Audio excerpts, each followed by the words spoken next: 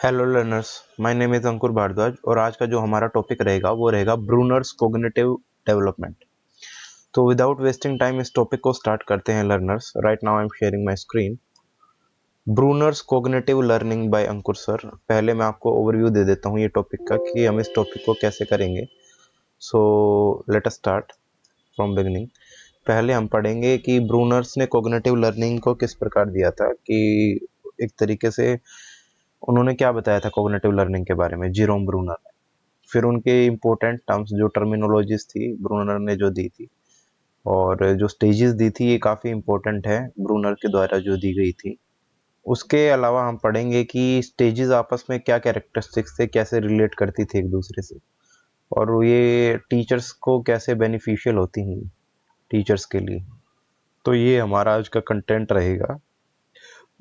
Before starting the topic let me tell you learners, ये जो topic होगा आज का हमारा, ये एक तरीके से मतलब शॉर्ट है काफ़ी एज कंपेयर टू दूसरे टॉपिक्स के कंपैरिजन में, बट अंडरस्टैंडिंग होगा, ऑब्वियस सी बात है। और इसको ड्यूरेशन छोटा होगा आज की वीडियो का, क्योंकि कंटेंट ज़्यादा नहीं है हमारे पास, क्योंकि कंटेंट है भी कम ही है इसमें जो हमारा एग्जाम्स में आता है। तो चलिए स्टार्ट करते हैं। ब्रूनर्स कोग्निटिव लर्निंग, ये टॉपिक कोग्निटिव लर्निंग है जो ब्रूनर के द्वारा दी गई है उसके बारे में है। तो चलिए स्टार्ट करते हैं learner. Bruner's cognitive learning, Bruner's की कोग्निटिव लर्निंग, ये यहाँ से स्टार्ट है। Bruner's cognitive learning, Jerome Bruner life and career, उनका क्या कैरियर था जीरोम ब्रूनर का, और उसके बारे में चलिए स्टार्ट करते हैं। अभी एक बार मैं पेन को चेंज कर लेता हूँ क्योंकि यहाँ पे रेड इंक ब्लैक ही चल रहा है हमारे पास अभी। Give me a second. Pen का कलर मैंने अभी चेंज कर लिया और चलिए स्टार्ट करते हैं। रेड कलर ले लिया। Okay. Bruner's life and career, Bruner की लाइफ और कैरियर। जीरोम ब्रूनर का जो बोर्न था, ही was the born year of Jerome Bruner was 1915 and 2016 में इनकी डेथ हो गई थी।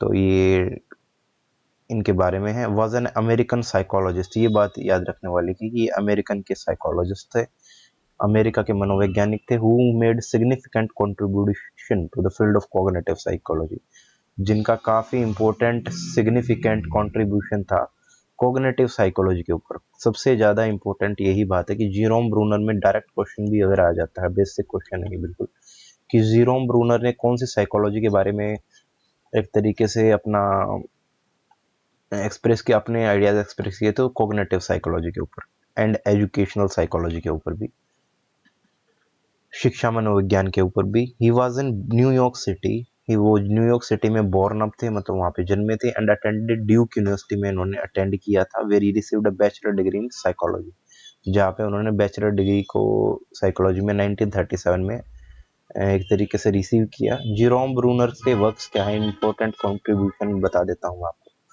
Brunner was a prolific writer and a researcher. Bruner एक प्रोलिफिक राइटर थे और रिसर्चर यानी शोधकर्ता भी थे। And he published numerous books and articles, और उन्होंने कई अलग अलग डाइवर्स बुक्स और आर्टिकल्स को पब्लिश किया था, जैसे परसेप्शन के ऊपर, कॉग्निशन के ऊपर, लर्निंग के ऊपर और एजुकेशन के ऊपर। किस किस के ऊपर मैं दोबारा बता देता हूँ आपको। एक तो परसेप्शन के ऊपर, एक कॉग्निशन के ऊपर, एक लर्निंग के ऊपर और एक एजुकेशन के ऊपर। His most famous book is the process of education. उनकी सबसे फेमस बुक कौन सी थी? Process of education, which is considered to be classic in the field of educational psychology, जिनको क्लासिक माना जाता है एक तरीके से एजुकेशनल साइकोलॉजी के फील्ड में। कौन सी book? The process of education. तो लिख देता हूं मैं इसको क्योंकि ये इंपॉर्टेंट है इनसे related. The process of education, जो कि 1960 में इनके द्वारा पब्लिश की गई थी, और ब्रूनर के द्वारा। आगे बढ़ते हैं। Concept of Bruner cognitive learning theory. Bruner propose a theory of cognitive development that emphasise the importance of active learning and discovery.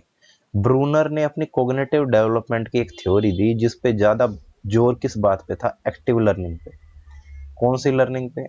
Active learning पे एंड डिस्कवरी, डिस्कवरी पे भी इनका ज्यादा जोर था, एक तरीके से बल था।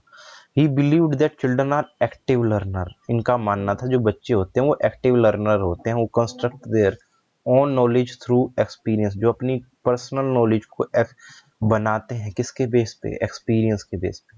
Who construct their own knowledge, वो अपना ज्ञान किस पे द्वारा बनाते हैं, अपने अनुभवों के बेसिस पे, अपने पर्सनल एक्सपीरियंस के बेसिस पे। किन्होंने बताया? जीरोम ब्रूनर ने बताया कि बच्चे एक्टिव लर्नर्स होते हैं। ये also believe that children cognitive development progresses through a series of stage. उनका ये भी मानना था कि बच्चों का जो संज्ञानात्मक विकास है वो एक स्टेजेस के द्वारा ही ग्रो करता है। और वो स्टेजेस को मैं अभी नेक्स्ट स्लाइड में बताऊंगा आपको, नेक्स्ट पेज पे बताऊंगा आपको। तो चलिए आगे बढ़ते हैं, ब्रूनर्स के बारे में और देखते हैं। Important terms defined by Bruner's, Bruner के द्वारा इंपॉर्टेंट टर्म्स क्या डिफाइन की गई। Bruner works had a major impact on our understanding of how children learn and develop। Bruner का एक काफी असर किस बात पे था, इस बात को समझने में था कि बच्चे कैसे लर्न करते हैं और डेवलप करते हैं। They are following terms defined by Bruner given below. पहली चीज है इनएक्टिव रिप्रेजेंटेशन। इनएक्टिव रिप्रेजेंटेशन क्या है? A type of representation that is based on physical action. एक ऐसी प्रकार की रिप्रेजेंटेशन है जो बेसिस होती है जिसकी फिजिकल एक्शन पे और मूवमेंट के बेसिस है। For example, a child might learn the concept of ball by throwing a ball, catching a ball and rolling a ball. जैसे कि बच्चा कॉन्सेप्ट बॉल को कैसे सीख लेता, बॉल को थ्रो कर कर, फेंक के, बॉल को कैच करके और रोल करके। आइकॉनिक रिप्रेजेंटेशन में क्या आता है? A type of representation that is based on mental images और पिक्चर्स। एक ऐसी टाइप का रिप्रेजेंटेशन, मैं दोबारा बता देता हूँ। ब्रूनर ने अपने इंपॉर्टेंट टर्म्स दी इन रिप्रेजेंटेशन की मदद से। पहली थी इनएक्टिव। ये ऐसी रिप्रेजेंटेशन है जो बच्चे की फिजिकल एक्शन और मूवमेंट को रिप्रेजेंट करती है। जैसे बॉल, बच्चा किसी चीज को, बॉल के कॉन्सेप्ट को कैसे सीखता है? बॉल को थ्रो करके और बॉल को कैच करके या रोल करके। मतलब ये सपोज ये बॉल है एक हमारे पास, इस बॉल को बच्चा कैसे सीखेगा, कि कैसे सीखता है इसके बारे में, इसकी रिप्रेजेंटेशन के बारे, by physical action. Physical action के मदद से इस कॉन्सेप्ट को वो सीखता है। और कैसे सीखता है? बॉल को थ्रो करके, बॉल को कैच करके और बॉल को रोल करके। तो ये आता हमारा इनएक्टिव रिप्रेजेंटेशन। किसमें आता है? Enactive representation. देखिए लर्नर्स, डायरेक्ट क्वेश्चन भी आ सकता है, इनडायरेक्ट भी हो सकता है। हमें सभी क्वेश्चंस के लिए रेडी होना होगा, बट एक बात ध्यान में रखनी है कि कॉन्सेप्ट मस्ट बी क्लियर। आगे है फिर iconic representation, a type of representation that is based on mental images और पिक्चर। ऐसी रिप्रेजेंटेशन होती है जो मेंटल इमेज और पिक्चर पे बेस होती है। For example, a child might learn the concept of dog bye looking eight picture of dogs. जैसे कि कोई बच्चा डॉग के कॉन्सेप्ट को सीख लेता, कैसे? पिक्चर ऑफ डॉग से। दोबारा बता देता हूँ, ये ऐसी रिप्रेजेंटेशन होती है जिससे मेंटल इमेजेस और पिक्चर्स की मदद से बच्चा अपने माइंड में उसको रिप्रेजेंट करना सीखता है। जैसे डॉग का कॉन्सेप्ट है, डॉग के कॉन्सेप्ट को कैसे सीखता है? डॉग्स के कॉन्सेप्ट को ऐसे ही सीखता है, डॉग्स को रिलेट करके, डॉग्स की इमेजेस को रिलेट करके। ये आ गया आइकॉनिक। आइकॉनिक यानी मेंटल इमेजेस बाय पिक्चर। फिर आता सिंबॉलिक रिप्रेजेंटेशन। सिंबॉलिक रिप्रेजेंटेशन क्या होता है? A type of representation that is based on words और सिंबल। ऐसे टाइप का रिप्रेजेंटेशन होता है जो वर्ड्स और सिंबल पे बेसिस होता है, शब्दों पे और सिंबल्स पे बेसिस होता है। For example, a child might learn the concept of a tree by reading the word tree और by looking at the picture of tree. जैसे कोई बच्चा ट्री के कॉन्सेप्ट को कैसे सीख लेता है?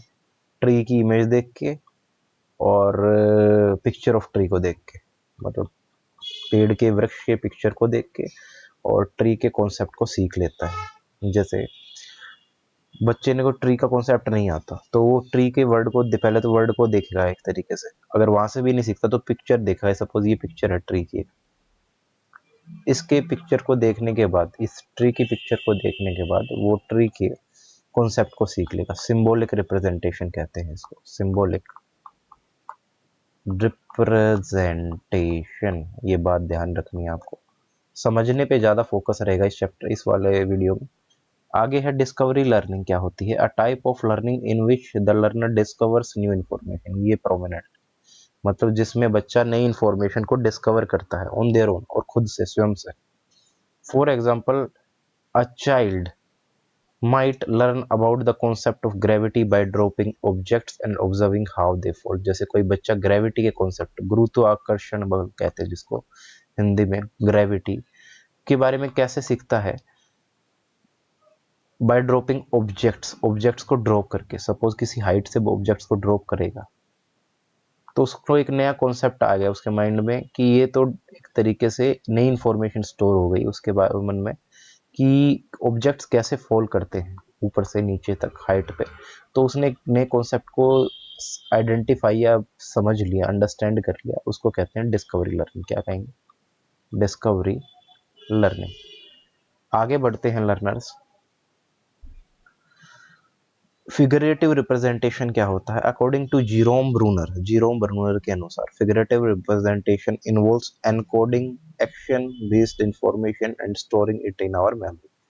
कि जीरोम ब्रूनर के अनुसार फिगरेटिव रिप्रेजेंटेशन में क्या इन्वॉल्व होता है? एनकोडिंग एक्शन बेस्ड इंफॉर्मेशन और स्टोरिंग इन आवर मेमोरी। तो पहले तो उसको एनकोड करता है, फिर एक्शन में लाता है और फिर उसको रिटेंशन करता, स्टोर करता हमारी मेमोरी यानी स्मृति में। आगे बढ़ते हैं लर्नर। ये सारी चीजें आपको उम्मीद है क्लियर हो गई होंगी अच्छे तरीके से आपको। आगे बढ़ते हैं लर्नर्स।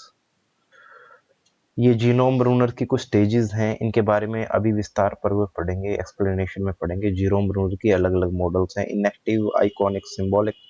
इनएक्टिव में जैसे एक तरीके से पढ़ता है मूवमेंट्स के थ्रू, आइकॉनिक में इमेजेस के थ्रू, और सिंबॉलिक में सिंबल्स के थ्रू। जैसे बुक के साथ खेल रहा है अभी, तो इसमें कौन सा आएगा? Inactive stage. पिक्चर्स के द्वारा सीख रहा है तो आइकॉनिक, और रिसर्च के लिए पढ़ रहा है तो सिंबॉलिक। तो ये अलग अलग एग्जांपल हैं। आगे अभी इसके बारे में एक्सप्लेनेशन से देखते हैं। Stages of Bruner cognitive learning theory. पहली है इनएक्टिव, दूसरी है आइकॉनिक, और तीसरी है सिंबॉलिक। इनएक्टिव स्टेज का टाइम ड्यूरेशन रहता है 0 to 2 years। 0 to 2 years। In the enactive stage children learn through physical action and movement. इस स्टेज में बच्चे फिजिकल एक्शन और मूवमेंट के थ्रू सीखते हैं। They learn by doing things like touching, touch करके, टेस्ट करके, और moving around. This is the stage where children develop their motor skill and learn about the world through their senses. ये एक ऐसी stage होती है जिसमें बच्चे मोटर स्किल को सीखते हैं और संसार के बारे में सीखते हैं अपने सेंसेस के थ्रू। सेंसेस यानी ज्ञान इंद्रियों के थ्रू, सेंसेशंस के थ्रू कह सकते हैं। अप्रोप्रिएट अगर अच्छा रहेगा, सेंसेशन लिखे यहाँ पे। For example, a child in the enactive stage might learn about a new toy by picking it up. जैसे कोई बच्चा इनएक्टिव स्टेज में, उसको किसी नए खिलौने के बारे में कैसे सीखेगा? टॉय को उठा के, putting it in their mouth, अपने मुंह में पुट करके और शेक करके। एक तरीके से एक्सप्लोरेशन से ही सीखता है इसमें, इनएक्टिव स्टेज में। फिजिकल एक्सप्लोरेशन से अगर सीखे तो फिजिकल एक्सप्लोरेशन करता है चीज़ों की, ऑब्जेक्ट्स की, और फिर सीखता है वहाँ से। They are learning about the toy shape. वो टॉय की शेप के बारे में सीख रहा है, साइज, टेक्सचर और वेट के बारे में। They are also learning about the toy function by seeing how it moves and what it can. Basically जैसे कोई नया टॉय आ गया, ये सपोज ये एक टॉय है बच्चे के पास, उसके पास भी पहले उसके टॉय के बारे में उसको, बच्चे को कोई भी इंफॉर्मेशन नहीं थी, तो वो क्या करेगा? उसको फिजिकली उसके साथ उसको अपने हैंड्स पे पकड़ेगा और फाइन मोटर स्किल की मदद से उसको होल्ड करेगा। फिर उसके बाद वो उस ऑब्जेक्ट के जो टॉय है उसके साइज के बारे में, एक तरीके से उसके वेट के बारे में, और उसके टेक्सचर और शेप के बारे में पूरा इंटरप्रिटेशन करता है। फिर उसके बारे में सीखता है। मतलब उसने एक तरीके से मेंटल, उसका टॉय का एक फिजिकल स्ट्रक्चर बना लिया, ताकि वो अगर उसको नेक्स्ट टाइम पकड़े तो उसको एक माइंड में उसका एक थोड़ा सा स्कीमा रहे, एक तरीके से ये कह सकते हैं। उम्मीद है आपको समझ में आ गया होगा। इनएक्टिव स्टेज 0 से 2 years होता है। ये बात भी आपको काफी ध्यान रखनी है, क्योंकि यहाँ से क्वेश्चन बनता कई बार कि इनएक्टिव स्टेजेस का टाइम पीरियड क्या होता है। तो 0 to 2 years यानी बर्थ से 2 साल की उम्र तक। फिर आती है आइकॉनिक स्टेज। 2 से 7 साल की उम्र तक हमारी ये आइकॉनिक स्टेज आती है। In the iconic stage children learn through mental images and picture. मतलब मेंटल इमेज और पिक्चर की मदद से सीखते हैं। They learn by visualising things. वे कैसे चीज़ों के बारे में सीखते हैं? विजुअलाइजेशन करके और फिर रिमेंबर करके। This is the stage where children develop their visual memory. ये ऐसी स्टेज होती है जिसमें बच्चे अपनी विजुअल मेमोरी को डेवलप करते हैं, and their ability to think in pictures. For example, a child in the iconic stage might learn about a new animal by looking at a picture of it. जैसे किसी iconic stage में बच्चा किसी जानवर के बारे में कैसे सीख लेता है? उसकी पिक्चर को देखने के बाद। They are able to remember the animal shape, size, color and features. They are also able to imagine the animal moving and doing things. इसके अनुसार वो बच्चे की एनिमल की मूविंग और डूइंग थिंग्स के हिसाब से उसको एक तरीके से आइकॉनिक स्टेज के बारे में इमेजिन कर सकते हैं। मतलब एनिमल जैसे कोई पशु है, ये सपोज एक कैट है हमारे पास, वो कैसे मूव ऑन करती है और कैसे चीज़ों को करती है, तो वो आइकॉनिक स्टेज से ही सीखते हैं। आगे बढ़ते हैं सिंबॉलिक स्टेज। इसका टाइम पीरियड रहता है 7+ ईयर्स ओल्ड, मतलब 7 से बड़ी बड़ी उम्र तक के का टाइम पीरियड रहता है इसमें। In the symbolic stage children learn through words and symbol. वो शब्दों और सिंबल्स के थ्रू बच्चे सिंबॉलिक स्टेज में सीखते हैं। दे लर्न बाय रीडिंग, वो पढ़कर, लिखकर और सिंबल्स नंबर्स की मदद से सीखते हैं। This is the stage where children develop their language skill and their ability to think abstract. ये एक ऐसी स्टेज होती है जिसमें वो लैंग्वेज स्किल को डेवलप करते हैं। कौन से स्किल को डेवलप करते हैं? लैंग्वेज स्किल को डेवलप करते हैं, भाषा के स्किल को, and ability to think abstractly, और एब्स्ट्रैक्ट थिंकिंग एक तरीके से स्टार्ट हो जाती है इसमें सिंबॉलिक स्टेज में। एब्स्ट्रैक्टली सोचते हैं चीज़ों के बारे में, यानी जो उनके सामने प्रेजेंट नहीं है, ऐसा भी देख सकते हैं। For example, a children in the symbolic stage might learn about a new country by reading about it in the book. जैसे किसी कंट्री के बारे में किसी बच्चे को नहीं पता, किसी दूसरी कंट्री के बारे में, तो वो उसको बुक में एक बार देखेगा कि उस कंट्री का एक तरीके से ज्योग्राफिकल फीचर क्या है, कल्चरल फीचर क्या है और लिंग्विस्टिक क्या फीचर है, तो उसके बारे में धीरे धीरे एक मेंटल रिप्रेजेंटेशन बनाएगा। तो ये भी इसका एक एग्जांपल है सिंबॉलिक स्टेज का। They are able to understand the meaning of the words and they are able to imagine what the country is like. जैसे शब्दों का मतलब समझेंगे और इमेजिन करते हैं कि वो कंट्री कैसी होगी। They are also able to use numbers to represent the country's population, और वो नंबर्स की मदद से भी कंट्री यानी देश की आबादी, साइज और लोकेशन के बारे में सीख जाते हैं। It is important to note that they are just general stages. ये बात लिखने नोट करने वाली लायक है, ये जनरल सामान्य स्टेज हैं एंड दे चिल्ड्रन में progress through them at different rate. इसमें ये बात है कि जैसे हर बच्चे का इंडिविजुअल डिफरेंस होता है, every person every child has its individual difference, shows individual difference. तो बच्चा कैसे प्रोग्रेस करेगा वो वेरी करता है अलग अलग रेट से। ये बात इसमें कैरेक्टरिस्टिक्स है स्टेज की। सम चिल्ड्रन में move through stages more quickly. कुछ बच्चे ऐसे होते हैं जो स्टेजेस के थ्रू जल्दी क्विकली मतलब जल्दी जल्दी मूव ऑन कर जाते हैं। And some children may even regress into an earlier stage. और कुछ बच्चे रिग्रेस करते हैं अर्लियर स्टेज में if they are not given the opportunity to learn in a way that is appropriate for their developmental level. जैसे कि उनके पास कोई अप्रोप्रिएट वे नहीं है डेवलपमेंटल लेवल के लिए। रिलेशन बिटवीन ब्रूनर एंड पियाजे थ्योरी, ये इंपॉर्टेंट है, कई बार क्वेश्चन इसमें आ जाता है कि ब्रूनर और पियाजे की थ्योरी में क्या रिलेशन है, क्या कैसे रिलेट करती हैं एक दूसरे से। ब्रूनर एंड पियाजे हैड डिफरेंट पर्सपेक्टिव, दोनों का एक तरीके से पर्सपेक्टिव अलग अलग था on the development of children thinking, कि बच्चे कैसे सोचते हैं। They shared some important similarities.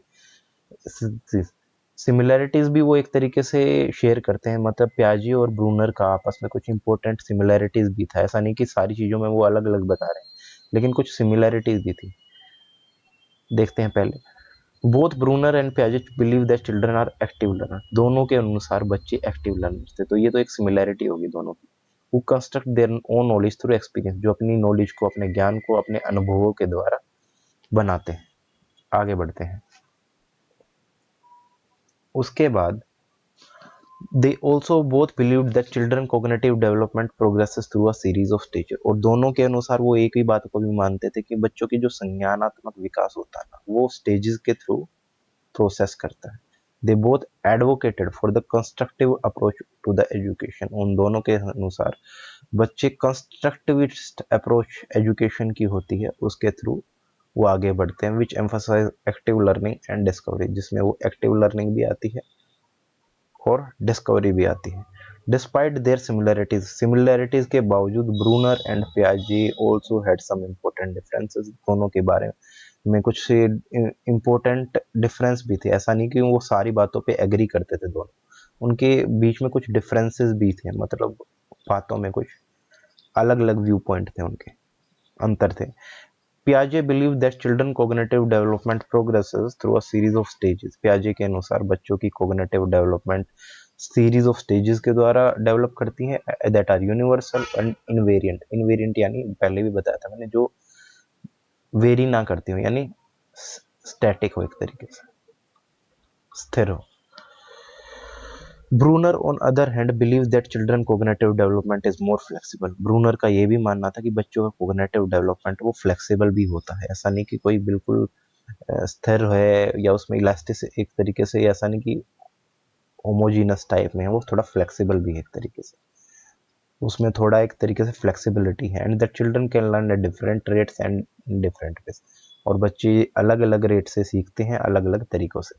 पियाजे believe that children cognitive development is driven by their biological maturation. पियाजे का मानना था कि बच्चे डेवलपमेंट करते हैं बायोलॉजिकल मैच्योरेशन के हिसाब से, बायोलॉजिकल मैच्योरेशन के हिसाब से।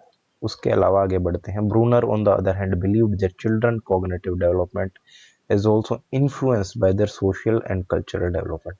लेकिन ब्रूनर का दूसरे पक्ष में ये मानना था कि बच्चों का संज्ञानात्मक विकास उनके द्वारा सोशल, सामाजिक और कल्चरल एनवायरनमेंट के द्वारा इन्फ्लुएंस करता है, मतलब प्रभावित करता है। Why should a teacher have the knowledge of Bruner cognitive development theory. अब क्वेश्चन आता है कई बार कि शिक्षक को ब्रूनर की कॉग्निटिव लर्निंग थ्योरी के बारे में क्यों जानना जरूरी है। क्योंकि ये एक वैल्यूएबल टूल होता है किसी भी टीचर के लिए। It provides a framework for understanding how children learn. और ये बच्चे शिक्षकों के लिए एक तरीके से फ्रेमवर्क भी प्रोवाइड करता है कि बच्चे कैसे सीखते हैं। Here are some of the benefits of teachers having knowledge of Bruner cognitive theory. Teachers can create learning environments. They are more effective and engaging for their student. Teacher learning environment बनाते हैं जो कि effective भी होता है और engaging भी होता है बच्चों के लिए। Teachers can help student learn more effectively. Teachers बच्चों की एक तरीके से इफेक्टिवली करने में मदद करते हैं by providing them opportunities for active learning, discovery learning and scaffolding. फिर है teacher can better understand the individual difference needed for the student and tailor their instruction according. बच्चे एक तरीके से उनके इंडिविजुअल लर्निंग नीड्स के बारे में भी सीखते हैं, टेलरिंग देयर इंस्ट्रक्शन अकॉर्डिंग। आगे बढ़ते हैं learners. Teachers can create a more positive and productive learning environment for their student. जो शिक्षक होते हैं वो पॉजिटिव और प्रोडक्टिव लर्निंग एनवायरनमेंट बना सकते हैं अपने विद्यार्थियों के लिए। Overall, Bruner cognitive theory is a valuable tool for teacher because it provide a framework for understanding how children learn. Basically इसमें ये बताया गया है कि टीचर्स के लिए क्यों जरूरी है। ये टीचर्स के लिए इसलिए जरूरी है क्योंकि टीचर इसकी मदद से बच्चों के लिए अप्रोप्रिएट स्ट्रेटजी और एक तरीके से फ्रेमवर्क डिजाइन कर सकते हैं ताकि बच्चा किस तरीके से बेहतर तरीके से समझ सके और चीज़ों को अधिगम कर सके। By understanding these principle teacher can create a learning environment that they are more effective and engaging for their student. और इसकी मदद से वो उनके लर्निंग एनवायरनमेंट को क्रिएट करता है उनके, और ताकि वो चीज़ों को इफेक्टिव सीख सकें, एंगेजिंग रहें बच्चे अपने एक्टिविटीज़ में, एंगेजिंग फॉर देयर स्टूडेंट्स। तो ये एक तरीके का ब्रूनर का लर्निंग थ्योरी था हमारा। और उम्मीद है आप लोगों को समझ में आ गया होगा। लर्निंग मॉडल था एक तरीके का, ये हमारा ब्रूनर के द्वारा दिया गया था। बेसिकली इसमें क्वेश्चन बनते हैं, दोबारा बता देता हूँ। इनएक्टिव इनकी स्टेजेस के अनुसार कि इनकी कितने टाइप की स्टेजेस होती हैं, उनका टाइम पीरियड, उनके कैरेक्टरिस्टिक्स, जो कि ब्रीफ में मैंने आपको एक्सप्लेन कर दिया। उसके अलावा पियाजे से ये कैसे रिलेट करता है और डिफरेंस कैसे रखता है, और टीचर का क्या इसमें कंट्रीब्यूशन रहता है और क्या इम्प्लीकेशन रहता है ब्रूनर की थ्योरी में। तो ये आज का हमारा टॉपिक था लर्नर्स। उम्मीद है आपको समझ में आ गया होगा ब्रूनर डेवलपमेंट थ्योरी। एंड अगर आपको कोई डाउट रहता तो मेरे को कमेंट बॉक्स में डाल सकते हो आप। और मेरे चैनल को प्लीज़ लाइक, शेयर और सब्सक्राइब कीजिए। मैं दोबारा रिक्वेस्ट करता हूँ इस चैनल को मैक्सिमम शेयर कीजिए, because I will also feel motivated if you keep sharing the channel, और मैक्सिमम स्टूडेंट इससे बेनिफिट हो सके, इस कंटेंट से maximum student, because it is free and it will always be free on YouTube. So like, share and subscribe my channel, और subscribe भी maximum कीजिए अगर नहीं किया तो thank you. I will keep on sharing videos like this, and मिलेंगे next video में, तब तक कुछ नया सीखेंगे। तब तक के लिए हैव अ गुड डे, और मिलेंगे नेक्स्ट वीडियो में और नया सीखेंगे।